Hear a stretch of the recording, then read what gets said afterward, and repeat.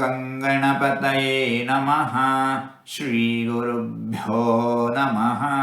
ಹರಿ ಓಂ. ನಮಸ್ಕಾರ. ಓಂ ಭೃಗವೇ ನಮಃ. ಭಗವದ್ಗೀತೆಯ ವಿಭೂತಿಯೋಗವೆಂಬ 10ನೆಯ ಅಧ್ಯಾಯದ 25ನೆಯ ಶ್ಲೋಕದಲ್ಲಿ ಮಹರ್ಷೀಣಾಂ ಭೃಗುರಹಂ ಎಂಬ ಭಗವಂತನ ವಚನವಿದೆ.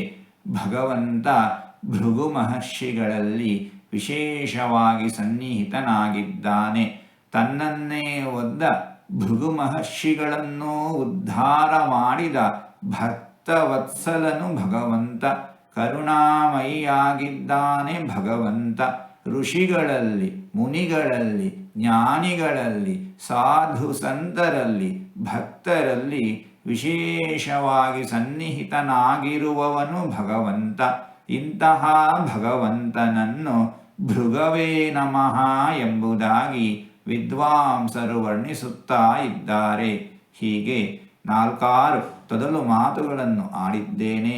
ಇದರಲ್ಲಿ ಏನಾದರೂ ತಪ್ಪುಗಳು ಇದ್ದರೆ ಆ ತಪ್ಪುಗಳನ್ನು ಬಿಟ್ಟು ಒಳ್ಳೆಯದು ಅಂತ ಏನಾದರೂ ಇದ್ದರೆ ಆ ಒಳ್ಳೆಯದನ್ನು ಮಾತ್ರ ಸ್ವೀಕರಿಸಬೇಕು ಅಂತ ಹೇಳಿ ಪ್ರಾರ್ಥನೆ. ಈ ನುಡಿಗಳನ್ನೆಲ್ಲ ಆಡಿಸಿದ ಭಗವಂತನಿಗೇ ಸರ್ವವೂ ಸಮರ್ಪಿತ. ಸರ್ವಂ ಶ್ರೀಕೃಷ್ಣಾರ್ಪಣಮಸ್ತು.